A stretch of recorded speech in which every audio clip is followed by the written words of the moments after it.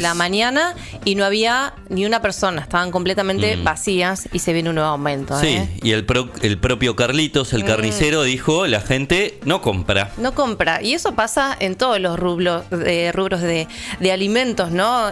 Vamos a hablar de esto con el economista Martín Calos, director de Épica Consultores, que tiene los números frescos y sobre la mesa para comentar con nosotros. Hola Martín, buen día, ¿cómo estás? Rocío y Nacho te saludamos por aquí. Buen día, ¿cómo están ustedes? Muy bien. Bien, gracias por atendernos. Y bueno, ¿qué es lo que estás observando, ¿no? Con la baja del consumo en estos últimos meses que parece que no repunta, ¿no? Sí, efectivamente, hay un fenómeno que se viene dando, uno podría rastrearlo hasta el gobierno de Macri, porque con Macri el consumo bajó mucho porque los ingresos de las familias bajaron mucho, o sea, la inflación subió mucho más que los ingresos de las familias. Y eso no se recuperó con Alberto Fernández, mantuvo igual esos 4 años, o sea que se mantuvo esa pérdida, ¿no? Sí. Y con Milei vuelve a perderse. Se vuelve a perder y mucho. La aceleración inflacionaria que tiene al comienzo del gobierno de Milei y que después sí se calma relativamente, ¿no? A estos niveles más moderados de 2,5% los 5 meses previos a marzo, el 3,7% de marzo, y ahora vamos a estar en un número entre 3, 3,5%, cuando salga ahora en unos días el dato de abril, ¿no? La semana que viene. Bien, Entonces, sí. en ese marco el punto es que los ingresos no llegan a esos números de aumento mensual. Claro. Fijémonos, los números están ahí para verlos, ¿no? Las paritarias que alcanzan a una parte importante de la población, no a toda, pero las paritarias venían acomodadas a lo que el gobierno pedía, que es que no subieran más de un 1% al mes. Había algunas trampas, siempre que negociaba, bueno, 1% por mes, pero me das un retroactivo que un poco compensa que estoy perdiendo, ¿no? Entonces te quedaba más o menos un 2,5% por mes al final. Pero claro, 2,5% vuelve a ser menos que el 3,7 de enero, que el 3,5 que vamos a tener en abril. Claro. O sea que incluso los trabajadores que están en relación de dependencia, ¿no? En el sector privado registrados, no están pudiendo empatar de la inflación. Ni hablar de los que vienen en situaciones peores para negociar. Los no registrados, el empleo público que está terriblemente golpeado porque al gobierno de Milei no le interesa que el empleo público se sostenga en su calidad, en sus condiciones de trabajo y de vida. Y entonces ahí tenemos una primera explicación. Si le sumamos que las jubilaciones también cayeron al comienzo del gobierno de Milei, y después lo que hizo Milei fue estabilizarlas en ese nivel más bajo, ¿sí? Con la indexación por inflación que le puso después.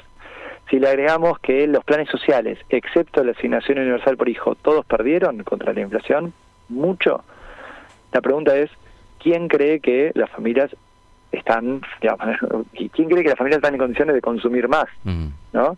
¿De dónde tendrían dinero para un consumo masivo mayor? Y a partir de ahí podemos explicar un montón de los nuevos patrones de consumo que vemos en la sociedad argentina. Ahora, Martín, ¿qué festeja el gobierno? Porque digo, si uno lo escucha al ministro de Economía, lo escucha al propio presidente, tienen un semblante y, bueno, parecen triunfadores totales. Sí, ahí hay miradas ideológicas, ¿no? Sobre qué es lo que tiene que hacer el país. Y acá yo a la vez te digo, Milei parte de un diagnóstico que tiene un pedacito que está bien. Argentina llevaba 12 años, los 3 gobiernos anteriores a Milei, o sea, el de Alberto Fernández, el de Mauricio Macri y el segundo de Cristina Fernández de Kirchner, acumulando problemas, no resolviéndolos. Se acumulaban desequilibrios que no se podían sostener en el tiempo. Entonces, solo para discutir un poco, ¿no? Cuando Cristina Fernández de Kirchner plantea antes en sus cartas y ahora en sus tweets, que el problema de Argentina no es el déficit fiscal, uno contesta, pero espera, porque si tuviste 12 años de déficit fiscal grande, abultado, y tu única forma de financiarlo era emitir dinero, emitir pesos, eso sí es un problema.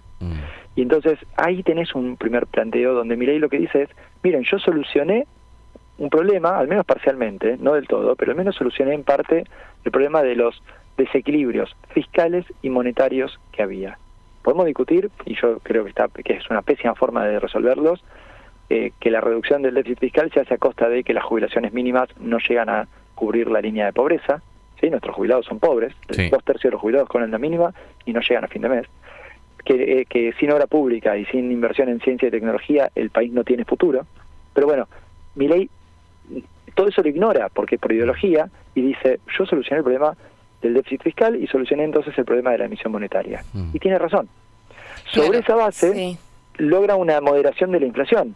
La inflación se estaba disparando todo el tiempo, en parte por esto, por la emisión monetaria descontrolada, por la falta de perspectivas de un orden macroeconómico. Eso no significa que estemos bien, porque fíjate que no podemos bajar la inflación de 2,5%. Sí, no podemos comprar un kilo de carne, Martín.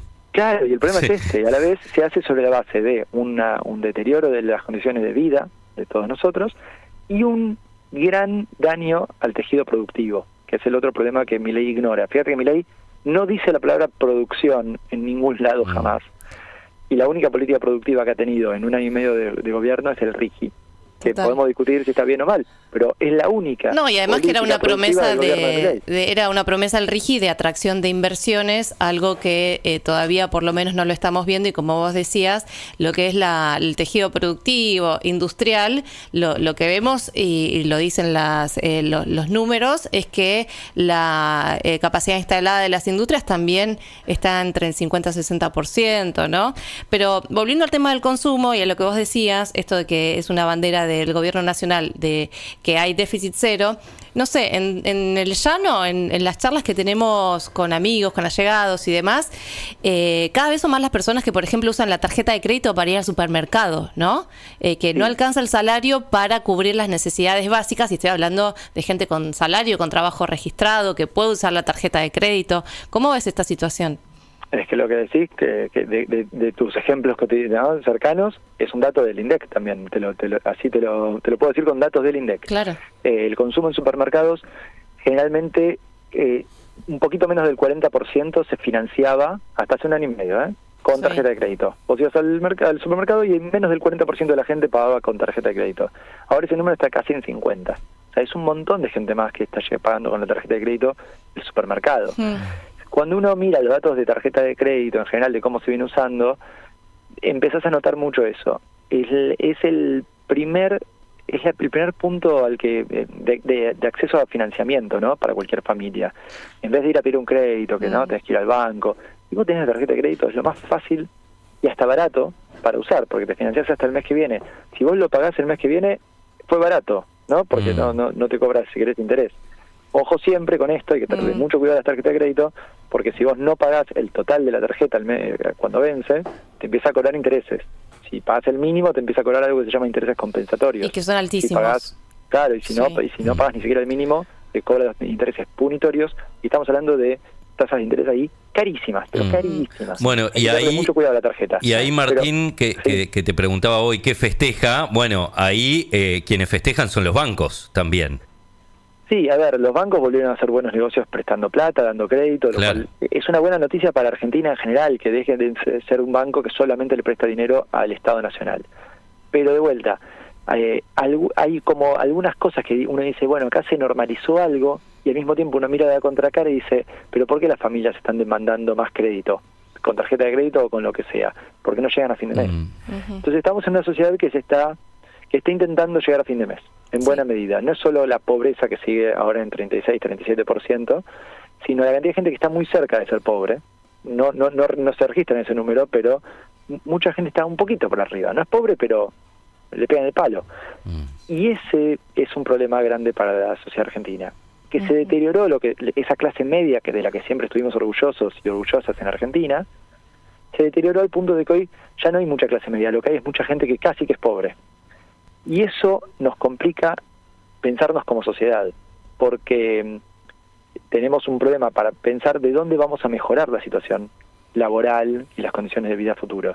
Si los salarios no están pudiendo mejorar contra una inflación que no termina de bajar y que está todo el tiempo ahí, ¿no? Amesetada en el mejor de los casos y con algunos picos como en estos meses. Pero además se perdió calidad de trabajo, ya no solo el salario. Por ejemplo, el gobierno festeja cuando mira los salarios que los salarios privados registrados habían recuperado mucho, ¿sí? Es cierto. Los que perdieron fueron los públicos y en menor medida los salarios privados no registrados. Ahí hay un tema con la medición del INDEC, pero lo charlamos en otro momento. Sí. Pero ¿por qué es importante esto? Porque es verdad, a ver, los privados registrados volvieron a los niveles que tenían cuando asumió Milei. Bien, pero hay muchos menos trabajadores en el sector privado. Claro, ¿qué universo de los trabajadores representa eso, no? ¿Qué porcentaje? Un número menor que antes, porque ahí se perdieron más de 100.000 puestos de trabajo con Milei, buena parte de los cuales estamos hablando de esto, de gente que perdió el laburo en relación de dependencia y ahora pasó a hacer una changa, pedalear con la bici para hacer un delivery, ¿no? Digo, mucho más trabajo por cuenta propia que tiene peores condiciones laborales, porque esa persona se enferma y no cobra, esa persona no tiene vacaciones, no tiene no está aportando a la jubilación, y en todo caso si aporta será con el monotributo, ¿no? Entonces se volvió hace muchos años que está pasando esto en Argentina, digamos hace 50 te diría, del 75 para acá, pero aún así lo que vemos es una profundización de esta crisis social y productiva sin todavía tener una salida en el horizonte. Y ese es el mayor problema, porque yo insisto siempre con algo, lo que necesitamos en Argentina es una perspectiva. Esa perspectiva es cierto que se tiene que fundar sobre un orden macroeconómico. No se puede hacer nada si no ordenamos la macro. Si no, fijamos lo que nos pasaba con la inflación, que se estaba acelerando a niveles que nos desordenaban la vida a las personas, a las familias y también a las empresas. Claro. Pero a la lo vez, que no vemos es políticas de generación de empleo, ¿no? Ni hablar. ¿Cuál es la política productiva, la política de desarrollo del gobierno de Milei? No la tiene y ni siquiera la menciona por un problema ideológico, porque no cree que el Estado tenga que hacer eso. Cuando la evidencia histórica mundial, y Argentina también, pero la evidencia histórica mundial, es que los países que se desarrollan son los que coordinan entre el Estado y el sector privado cómo desarrollarse. Y no es casual que si uno mira los últimos 5 o 6 años de todos los países centrales, todos sacaron algún tipo de plan de desarrollo. Le ponen un nombre, ¿no? Plan industrial verde, plan de desarrollo sustentable, plan industrial 4.0. Todos, vos agarrá el país que quieras, Alemania, Irlanda, Corea del Sur, Estados Unidos, Japón, Canadá, todos tienen alguno. Argentina no lo tiene. Tiene un presidente que no puede nombrar la palabra producción porque no cree en que eso sea tarea del Estado, tarea de un presidente. Y bueno, ahí tenemos un problema.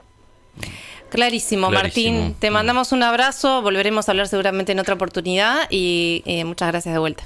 Un placer, hasta la próxima. Hasta luego. Martín Kalos, director de Épica, me hizo acordar justamente de lo que repasábamos hoy, que decía el gobernador, ¿no? Sí, la defensa de la producción y el trabajo local forman parte de las agendas de todos los países, salvo de uno, en la Argentina, así tal cual, y lo decía nuestro entrevistado con los números también sobre la mesa. Son las 9:30.